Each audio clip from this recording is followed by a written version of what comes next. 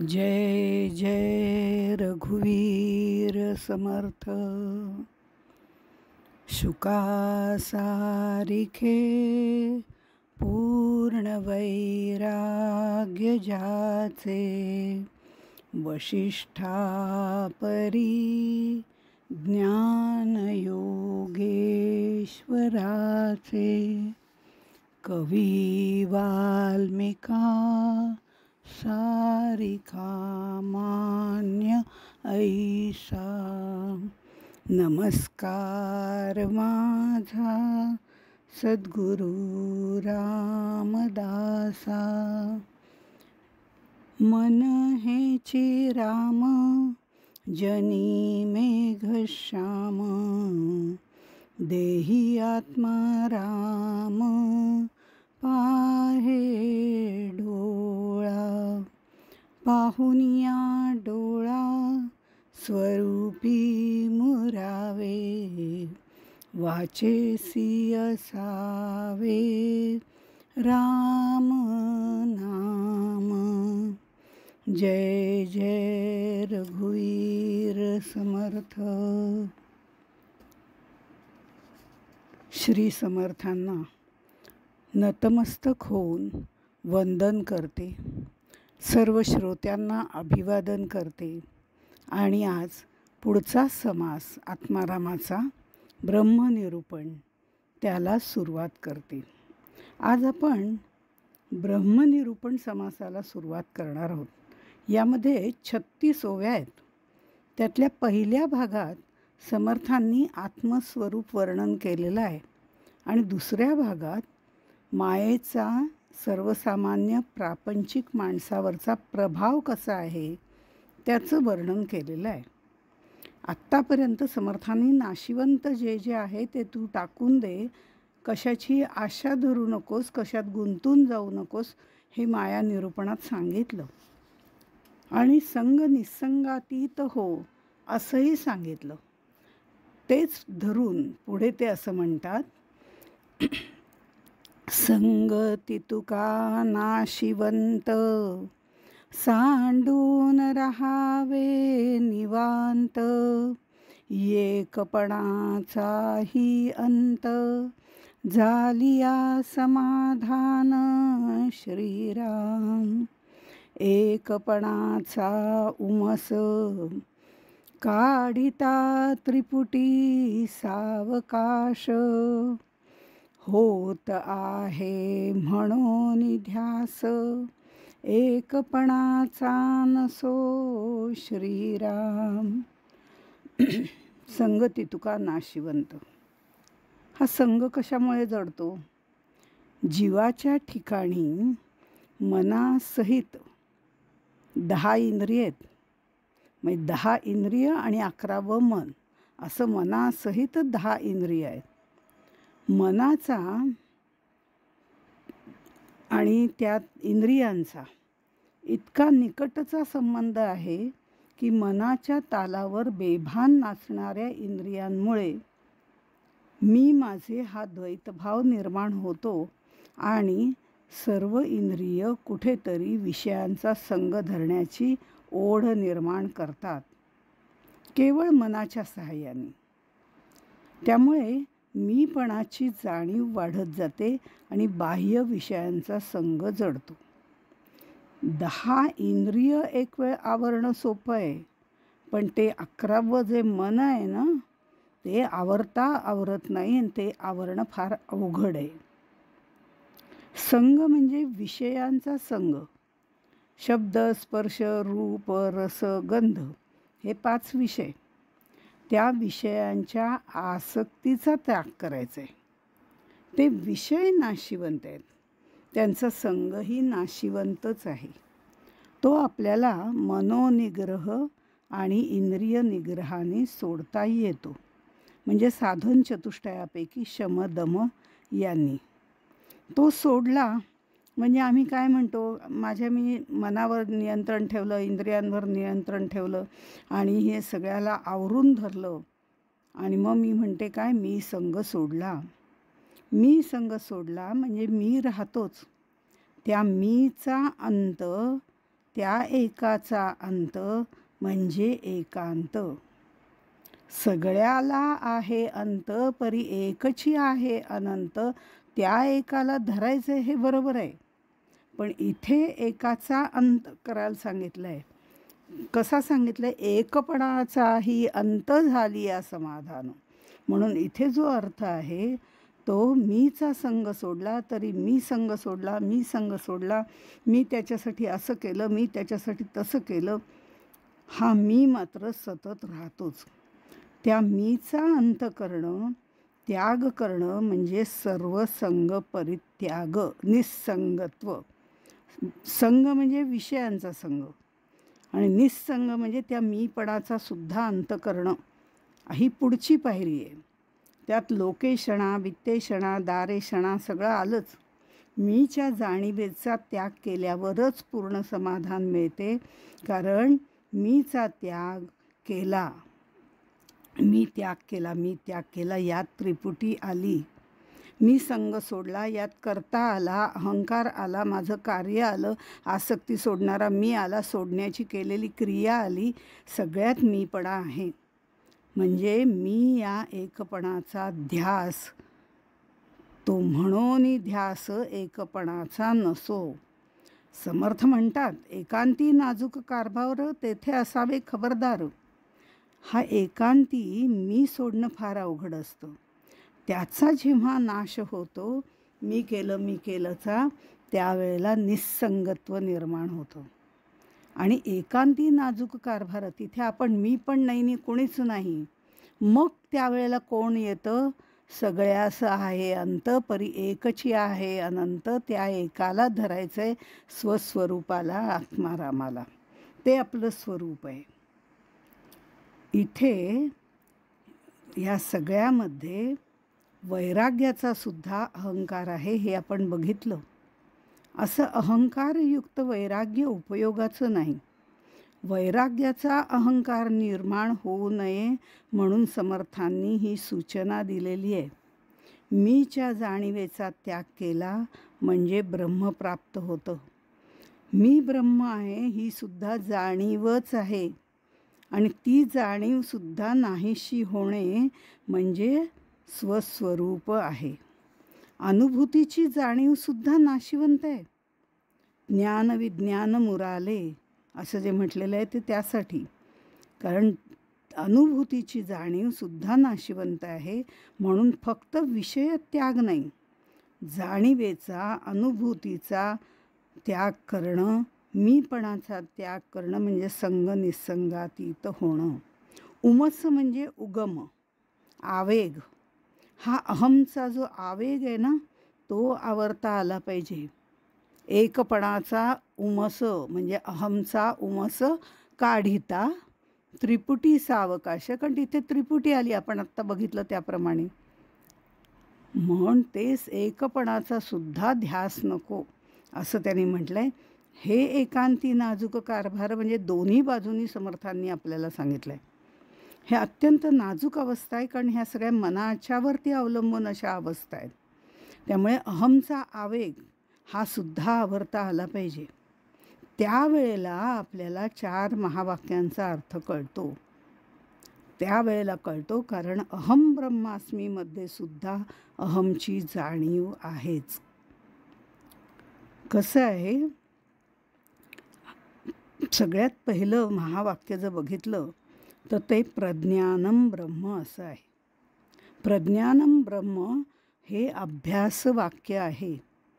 ह्याचा आपण वेद, शास्त्र, पुराण, प्रवचन, कीर्तन, सद्गुरुवचन या सगळ्यांनी मिळून अभ्यास करायचा असतो की प्रज्ञानम ब्रह्म, सगळीकडे हे ब्रह्मच आहे. आणि ते हळूहळू अभ्यास, सातत्याने त्याचा विचार, त्याच्यावरती त्याप्रमाणे आचरण, असं सगळ्या गोष्टी करत गेलं, निदिध्यास या सगळ्या गोष्टी करत गेलं की प्रज्ञानम ब्रह्म हे अभ्यास वाक्य आपल्याला कळतं की सगळीकडे तोच आहे. ते जेव्हा कळतं आणि ते वळायला लागतं, म्हणजे ते अंगामध्ये मुरायला लागतं, तेव्हा सद्गुरू उपदेश करतात, अरे सगळं ब्रह्म आहे हे तुला कळलं ना, मग तत्त्वमसि, मग ते सुद्धा तूच आहेस, सगळंच आहे ह्याच्यामध्ये, तू आलासच ना. मग तत्त्वम असी हे उपदेश वाक्य आहे. हे उपदेश वाक्य सद्गुरू आपल्याला सांगतात. आणि ते सद्गुरूंनी सांगितल्यानंतर त्या मुखातून कृपादृष्टीने दयार्द्र नजरेने आपल्याला जेव्हा सांगतात, त्याचा अभ्यास केल्यानंतर सातत्याने ते मनावर बिंबवल्यानंतर मग आपल्याला हळूहळू अनुभव यायला लागतो, अहम ब्रह्मास्मी. खरंच सद्गुरू जे सांगतात ना ते बरोबर आहे बरं का. त्यांनी तत्त्वमसी सांगितलं आणि मी जेव्हा विचार करायला लागलो, तप करायला लागलो, तप करणं म्हणजे सुद्धा एक प्रकारचा विचार करणं, विवेकपूर्ण आत्मानात्म विवेक वगैरे सर्व करणं म्हणजे तप करणंच आहे. त्यामुळे मला त्याचा अनुभव यायला लागतो, अहम ब्रह्मास्मी. आता हे अहम ब्रह्मास्मी आलं त्याच्यानंतर आपल्या लक्षात येतं आणि ते अहम अस्मी हे दोन्ही जेव्हा गळून पडतं तेव्हा सातत्याने घोषवाक्य निर्माण होतं, अयम आत्मा ब्रह्म, अयम आत्मा ब्रह्म. म्हणजे प्रज्ञानम ब्रह्म हे अभ्यासवाक्य आहे, तत्वम असी हे उपदेश वाक्य आहे, अहम ब्रह्मास्मी अनुभव वाक्य आहे आणि अयम आत्मा ब्रह्म हे घोषवाक्य आहे. पण समर्थ असं सांगतात, तत्वम असी महावाक्य उपदेश भला, परी त्याचा जप नाही बोलिला, तेथ विचारची केला पाहिजे साधके. ह्या साधक जेव्हा उच्च पदावर पोहोचतो, सिद्धत्वाकडे जातो आणि सिद्धत्वाची सुद्धा हळूहळू परिपूर्ण अवस्था त्याला यायला लागते, तेव्हा त्याला अयम आत्मा ब्रह्म हे समजायला लागतं. पण तत्वमसीमध्ये सुद्धा नुसता उपदेश आहे, त्याचा जप करायचा नाही. सद्गुरूंनी सांगितलं म्हणून जप करायचा, तर तसं नाही, त्याचा विचार केला पाहिजे. ते आपल्या अंगात कसं मुरवता येईल ते बघितलं पाहिजे, त्याचा निधिध्यास केला पाहिजे, सातत्याने त्या परब्रह्माच्या अनुसंधानात राहिलं पाहिजे. उपासना आहे, आराधना आहे, अनुसंधान आहे, ध्यान आहे, समाधी आहे, अनेक प्रकार असो. पण ह्याचा जप नाही केला काय, एक ते कृतीत आलं पाहिजे. कसं आहे, एक पारधी असतो, तो पक्ष्यांना पकडतो आणि पक्ष्यांना पकडल्यानंतर विकायला घेऊन जातो. साधूला जरा त्याची दया येते पक्ष्यांची, तो ते बघतो तेव्हा तो म्हणतो, बाबा त्यांना दे परत, मी विकत घेतो. तो म्हणतो ठीक आहे, सगळे पक्षी एकाच ठिकाणी विकले गेले. त्याला पैसे देतो आणि नंतर विकत घेतो. आता विकत घेतल्यानंतर तो साधू त्या पक्ष्यांना तिथे उपदेश करतो आणि म्हणतो, हे बघा, लक्षात ठेवा, असे कुठेही पडलेले दाणे मी कधीही खाणार नाही, खाल्ले तरी मी जाळ्यात अडकणार नाही. म्हणजे तिथे सगळं विचार करून मग तुम्ही दाणे खाल, जाळं वगैरे नाही ना, हे सगळं बघून दाणे खाल. अशा पद्धतीने तो त्यांना उपदेश करतो की मी दाणे खाणार नाही, खाल्ले तरी जाळ्यात अडकणार नाही. पक्षी अगदी ते तोंडपाठ करतात, जपच करतात, मी दाणे खाणार नाही, खाल्ले तरी जाळ्यात अडकणार नाही, मी दाणे खाणार नाही, खाल्ले तरी जाळ्यात अडकणार नाही. कळलं आहे ना म्हणले तुम्हाला आता? हां, ठीक आहे. मग आता तो सगळ्यांना सोडून देतो. सोडून दिल्यानंतर पुन्हा थोडे दिवसांनी बघतो, तो पारधी पुन्हा सगळ्यांना पकडून आणत असतो पक्ष्यांना. साधू म्हणतो, हे काय, हे यांनी पुन्हा पकडले आणि हे तर तेच पक्षी आहेत. कारण जाळ्यातनं पकडून आणलेले जे पक्षी होते ते सगळे हेच म्हणत होते, मी दाणे खाणार नाही, खाल्ले तरी जाळ्यात सापडणार नाही. म्हणजे ह्याचा फक्त जप केला गेला, ते अंगीकारलं नाही, ते आचरणात आणलं नाही. आणि आचरण आणि निधिध्यासन या अत्यंत महत्त्वाच्या पायऱ्या आहेत. नुसतं शब्दज्ञान असून उपयोगी नाही, ते आचरणातच आलं पाहिजे. तोपर्यंत अहम अस्मी गळत नाही आणि तत्वमसीचा अर्थ समजत नाही. अशा तऱ्हेने ह्या गोष्टी आहेत. म्हणून त्याचा जप नाही, त्याचा विचार केला पाहिजे असं समर्थ सांगतात. म्हणजे ह्याच्यानंतर आपल्याला सगळ्यामध्ये अहमचा जो आवेग, कारण संग निसंग होणे वगैरे ठीक आहे, इथे त्यांनी म्हटलं एकपणाचा उमस. उमस म्हणजे उगम, आवेग. हा अहमचा उगम किंवा आवेग आवरता आला पाहिजे, तो थांबला पाहिजे. नुसतं देहतादात्म्याप्रमाणे किंवा देवतादात्म्य उपयोगाचे नाही. देहतादात्म्य देहबुद्धीने वाढते आणि आत्मबुद्धीने देवतादात्म्य वाढते. पण तादात्म्य आणि एकरूपत्व याच्यात फरक आहे. आदरणीय वरदानंद भारती एक छान उदाहरण देतात. मारुतीला शेंदूर लावून लावून लेप लावतात ना, त्याच्यावर शेंदुराचे अनेक प्रकारचे, हे सातत्याने लेप लावून लावून त्याच्यावर पुटं चढवतात. तो शेंदूर जो वर लावलेला आहे तो मारुतीसारखाच दिसायला लागतो. पण केव्हा तरी लेप त्याच्याच भाराने खाली पडतो, कवच वेगळं होतं, लिंपलेला असतो तो तेवढ्यापुरता एकजीव वाटतो. ते तादात्म्य पावणं आहे, एकरूप होणं नाही. एकावर एक लेप चढवलेत आणि त्यामुळे तो तसाच दिसतोय, हे आपल्याला एकजीव झाल्यासारखं वाटतं, पण ते तादात्म्य पावणं आहे. देह तादात्म्य, देह आपला जसा एकरूप होऊन जातो त्याच्यापासून बाजूलाही होऊ शकतो, त्याप्रमाणे देह तादात्म्याप्रमाणे हा एकरूप होणं आणि तादात्म्य होणं यात फरक आहे. मग एकरूप होणे म्हणजे काय? स्वतंत्र अस्तित्वच नाही. एक तू एक तू एक तू विठ्ठला, नदी सागरा मिळाली, कुठे त्याचं अस्तित्व वेगळं काढता येते? अगदी नदी वाहत असताना खूप मोठं अस्तित्व आहे तिला, तिचे किनारे असे, ती अवखळ आहे का शांत आहे का, तिचं पाणी गोड आहे काय वगैरे वगैरे, हे सगळी तिची स्वतंत्र अस्तित्व आहेत. पण समुद्राला मिळाल्यानंतर त्यातलं एक कणभर पाणी त्या नदीतलं काढा हो, तर नाही होत, कारण ते एकरूप पावलेलं असतं. एकरूप पावणं म्हणजे स्वतंत्र अस्तित्वच नसतं. जेव्हा अहमची जाणीव नष्ट होते त्यावेळेला एक तू विठ्ठला ही भावना किंवा मजविण तू मज दे रे राम ही भावना निर्माण होऊन एकपणाचा उगम उमस, अहमचा उगमच बंद करून टाकते. मी राहतच नाही. परब्रह्मामध्ये मिसळून जाणं म्हणजे एकरूपत्व, असं म्हटलेलं आहे समर्थांनी. तादात्म्य वेगळं आणि एकरूपत्व वेगळं. पुढे समर्थ म्हणतात, तो मी आत्मा ऐसा हे तू, हे नाशिवंत टाकी तू, उन्मनी अवस्थेचा प्रांतू, ते तुझे स्वरूप श्रीराम. ऐसा जो अनुभव आला, तोही नाशिवंतामध्ये आला, अनुभवा वेगळा राहिला, तो तू आत्मा श्रीराम. उन्मनी अवस्थेचा प्रांतू ते तुझे स्वरूप ही पूर्ण आत्मारामातली महत्त्वाची आणि गूढार्थ असणारी ओवी आहे. संग निसंग झालं, आता पुढे जाऊन मी आत्मा आहे, मी ब्रह्म आहे ही जाणीव पण राहते ना. अहम ब्रह्मास्मी तत्त्वमसी कळलं, आता अहम ब्रह्मास्मी मी ब्रह्म आहे हेही जाणीव आहे. इथंही अहम अस्मी ही जाणीव राहते.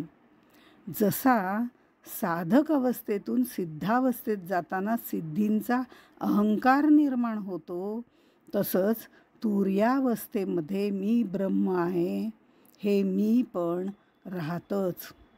साऱ्या चित्तवृत्तींसह जाणीवेसह मन ब्रह्मात विलीन होणं ही खरी उन्मत्ती अवस्था आहे. उन्मनी अवस्थेचा प्रांतू ते तुझे स्वरूप, तेच आत्मतत्व आहे, तेच तुझे स्वरूप आहे. उद म्हणजे ऊर्ध्व, वरती.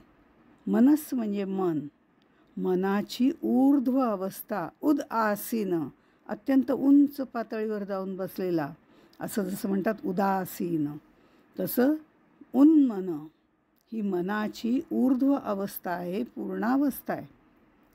उपनिषदांमध्ये किंवा आपल्या दासबोधांमध्ये मनाच्या 4 अवस्था सांगितलेल्या आहेत. जागृती, स्वप्न, सुषुप्ती आणि तुर्या. त्यातल्या पहिल्या 3 अज्ञानाच्या आहेत आणि तुर्या अवस्था ज्ञानाची आहे. पण तरी ती द्वैताची अवस्था आहे आणि द्वैताची अवस्था मायेमध्येच येते. जाणे ब्रह्म जाणे माया ते एक जाणावी तुर्या, सर्व जाणे म्हणून या सर्व साक्षिणी, असं 7व्या दशकात म्हटलेलं आहे. तुर्या अवस्था म्हणजे काय आहे? जागृती, स्वप्न, सुषुप्ती आपल्याला सर्वांना पाठ आहे, माहितीच आहे. आणि आता इथे तुर्या अवस्था म्हणजे नक्की काय आहे? तर खरं म्हणजे माया आणि ब्रह्म यांच्यामधल्या एका लाईनवर, त्या बॉर्डर लाईनवर आपण उभं असणं म्हणजे तुर्या अवस्था. एक लाईन आखली आहे, त्या लाईनच्या एक उदाहरण देते. उजव्या बाजूला ब्रह्म आणि डाव्या बाजूला माया आणि आपण त्या लाईनवर आहोत. आता या लाईनवर असताना मी उजव्या बाजूला झुकले तर मला परब्रह्माचा आनंद घेता येतो. मी ब्रह्म आहे हा अनुभव घेताना मी ब्रह्म आहे ही सूक्ष्म जाणीव तिथे असते. आणि ती अवस्था संपत आली किंवा मीची हळूहळू संपत आली म्हणजे ही जी अनुभव घेण्याची अवस्था आहे ती संपत आली म्हणजे पुन्हा आपण त्या लाईनवर येतो. आणि जर डाव्या बाजूला बघितलं तर आपल्याला सर्वत्र माया दिसते. म्हणजे ह्या तुर्या अवस्थेमध्ये आपण जिथे जाऊ, आपलं मन जिथे जाईल त्याप्रमाणे आपल्याला तुर्या अवस्था उपभोगता येते. एका बाजूला माया, एका बाजूला ब्रह्म, या दोन्हीचा अनुभव घेता येतो. तिला सर्व साक्षिणी अवस्था असं म्हणतात. दासबोधामध्ये समर्थ सांगतात, ज्ञान म्हणजे अद्वैत, तुर्या म्हणजे प्रत्यक्ष द्वैत. तुर्येत द्वैतच आहे, पण तुर्येची परिपक्वता, उच्च अवस्था म्हणजे उन्मनी अवस्था आहे. तिथे भिन्नता नाही, ते स्वस्वरूप आहे. तिथे एकरूपता आहे. तिथे मीची, अहमची सूक्ष्म जाणीवसुद्धा मावळलेली असते. म्हणून ते तुझे स्वरूप असं म्हटलेलं आहे. अत्यंत शुद्ध आणि पवित्र आहे. पण म्हणून जागृती, स्वप्न, सुषुप्ती, तुर्या आणि उन्मनी अशा 5 अवस्था म्हणत नाहीत. 4च अवस्था सांगितल्या जातात. तुर्या अवस्थेत सविकल्प निर्विकल्प समाधी येते. पण ते ऐसा जो अनुभव आला तोही नाशिवंतामध्ये आला. तुर्या अवस्थेतला अनुभव, मला समाधी लागली होती, मी ब्रह्माचा अनुभव घेतला, मी ब्रह्माचं दर्शन घेतलं, हे सुद्धा नाशिवंतामध्ये आहे. अनुभवा वेगळा राहिला तर तू आत्मा. हा जरी संबंध तुर्येशी असला तरी अहमची सूक्ष्म भावना, जाणीव ही सुद्धा नाशिवंत आहे. मला ब्रह्मज्ञान झाले म्हणणाऱ्याला ब्रह्मज्ञान झालेले नाही. कारण मला ब्रह्मज्ञान झाले यामध्ये त्रिपुटी आली, द्वैत आलं. तो अनुभवसुद्धा नाशिवंतच आहे. कसं असतं, आम्ही पंढरपूरला गेले होते आणि पंढरपूरला गेल्यावर देवाचं दर्शन घ्यावं ना, त्याच्या पायावरती डोकं ठेवावं आणि त्याच्याशी एकरूप व्हावं. पण मी एकरूप होतच नाही. मी पंढरपूरला गेल्यावर सेल्फी काढण्यामध्ये इतका काही दंग झालेली असते की देवाचं दर्शन घेताना मी, पायरीवर डोकं ठेवताना मी, चंद्रभागेत स्नान करताना मी, ज्याचे दर्शन घ्यायचं त्याच्याशी मी एकरूप होतच नाही. मी प्रत्येक वेळेला वेगळीच राहते. ते सुद्धा माझ्या खोट्या देहबुद्धीच्या खोट्या मी बरोबर. परमार्थात ज्याचा अनुभव घ्यायचा त्याच्याशी एकरूप व्हावं लागतं. द्वैत गेल्याशिवाय त्रिपुटी जाणार नाही आणि त्रिपुटी गेल्याशिवाय द्वैत जाणार नाही आणि द्वैत असेपर्यंत एकरूपता नाही. पण उन्मनी अवस्थेमध्ये साधक परब्रह्मात विलीन होऊन जातो. त्या अवस्थेला नाशिवंत म्हणता येत नाही, कारण तिथे त्रिपुटी नाही. म्हणून उन्मनी अवस्थेचा त्याग अपेक्षित नाही.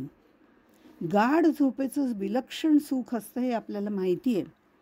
पण मला ही झोप कधी लागली आणि झोपेत ते मला कधी जाणवतं का? मला समजतसुद्धा नाही.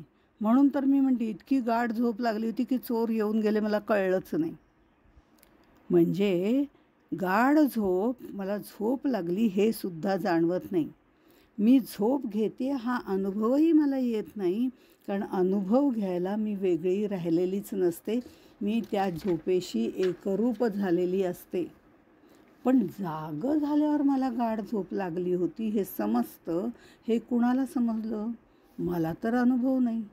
पण आतमध्ये बसलेला तो साक्षी आहे. तो अनुभवा वेगळा राहिला तो तू आत्मा, असं समर्थांनी म्हटलेलं आहे. त्याच्या पुढे जाऊन समर्थ म्हणतात, हेही न घडे बोलणे, आता पारेरा किती देणे, वेदशास्त्रे पुराणे, तेही नासोन जाती श्रीराम. ग्रंथ ती तुका बोलिला, आत्मा त्या वेगळा राहिला, ये मायेचा स्पर्श झाला, नाहीच तयासी श्रीराम.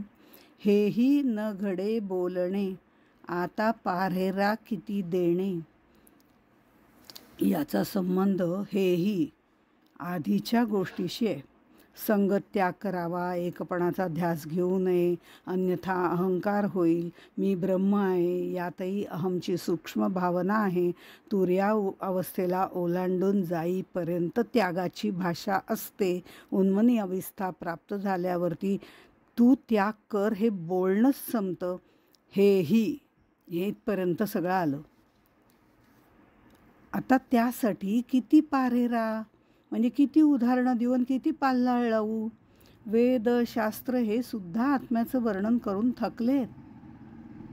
आता उन्मनी अवस्थेमध्ये त्याग करायला तिथे दुसरा कोणी नाहीच आहे.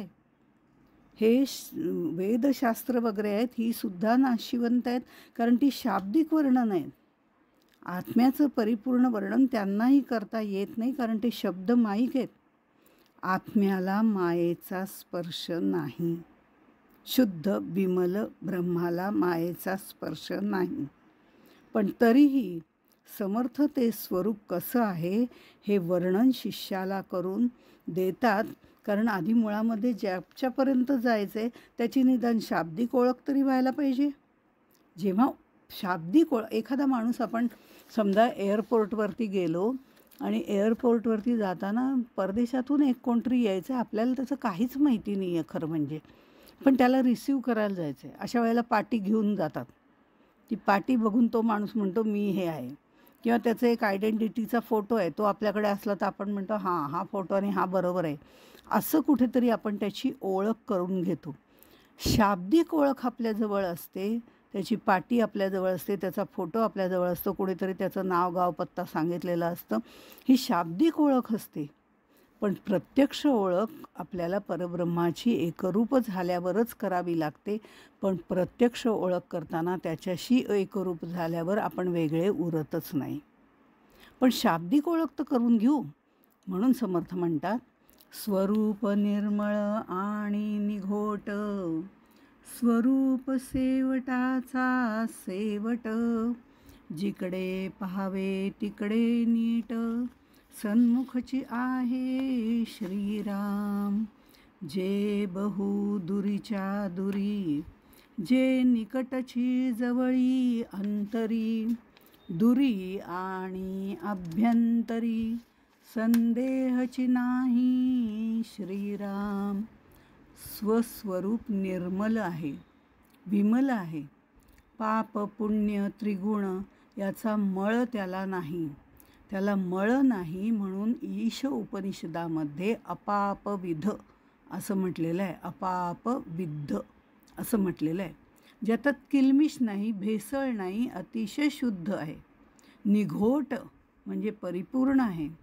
आणि तेच आमचं अंतिम ध्येय आहे, लास्ट डेस्टिनेशन आहे. स्थूल संदर्भाने वर्णन करताना ब्रह्मवस्तू ही दूर आहे असंही म्हटलं जातं आणि ते जवळी आहे असंही म्हटलं जातं. ईशावास्य उपनिषदात असंच म्हटलेलं आहे, तत् एजती तद न एजती, तद दूरे तद उ अंतिके. अशी ईश्वराची व्यापकता 5व्या मंत्रात सांगितलेली आहे. आता हे तत् हे त्या तत्वासाठी म्हटलेलं आहे. ते खूप दूर आहे, पण ते खूप दूर आहे तसं ते आपल्यात पण आहे ना. म्हणजे ते अगदी जवळ पण आहे, पण तरी ते दिसत नाही ना. कारण जशी खूप दूरची वस्तू आपल्याला दिसत नाही, तशी एखादी वस्तू आपल्या डोळ्याच्या अगदी जवळ धरली तरीही दिसत नाही. प्रयोग करून बघावा. वस्तू दिसण्यासाठी वस्तू आणि डोळे यांच्यात थोडंसं अंतर असावंच लागतं. तसंच परब्रह्माचं आहे. ते दूर आहे म्हणून दिसत नाही हे ठीक आहे, पण ते जवळ आहे तरीही दिसत नाही. मग का बरं दिसत नाही? असा जेव्हा प्रश्न आला त्यावेळेला एक उदाहरण देते. ते असं आहे, एक फकीर असतो. तो फकीर बसलेला असतो, तिथेच एक साधू येतो आणि तो साधूही बसतो. फकीर आणि साधूला विचारलं की अरे ते ब्रह्म का काय तुमच्याकडे म्हणतात ते खूप जवळ आहे तरी दिसत नाही. लांब आहे म्हणून दिसत नाही हे पटलं मला, पण जवळ आहे म्हणून दिसत नाही हे कसं काय? जवळ असेल तर आपल्याला दिसायला पाहिजे. तेव्हा साधू म्हणाला, ते तुमच्याकडे सुरमा आहे का डोळ्यात घालतात तो? हो हो आहे ना. कारण ते लोक सुरमा घालतात फकीर डोळ्यामध्ये. सुरमा तो काढतो, त्याला एक विशिष्ट प्रकारची काडी असते, त्यावर तो लावतो आणि ती लावल्यानंतर म्हणतो हा सुरमा आहे तो दिसतोय तुला? तो म्हणतो म्हणजे काय दिसतोय ना मला. आणखीन जवळ नेला, दिसतोय तुला? हो दिसतोय ना. खूप जवळ नेला, तेव्हा स्पष्ट दिसतोय. पण नाही आता अस्पष्ट दिसायला लागला. नंतर साधूनी तो त्याच्या डोळ्यातच घातला. म्हणाला आता दिसतोय? त्यावर तो म्हणला आता कसा दिसेल, तो तुम्ही माझ्या डोळ्यात घातला ना. अरे तसंच परब्रह्म आहे, जे आमच्या आतच आहे, पण आत असल्यामुळे आम्हाला ते दिसत नाही. आपल्याला ठराविक अंतरावरच्या गोष्टी दिसतात, पण आपल्या आतल्या गोष्टी दिसत नाहीत. आणि त्या कशा दिसत नाहीत याचं विवरण आपण उद्या बघूया आणि मग पुढच्या ब्रह्मतत्वाकडे वळूया. तोपर्यंत इथेच थांबू. जय जय रघुवीर समर्थ.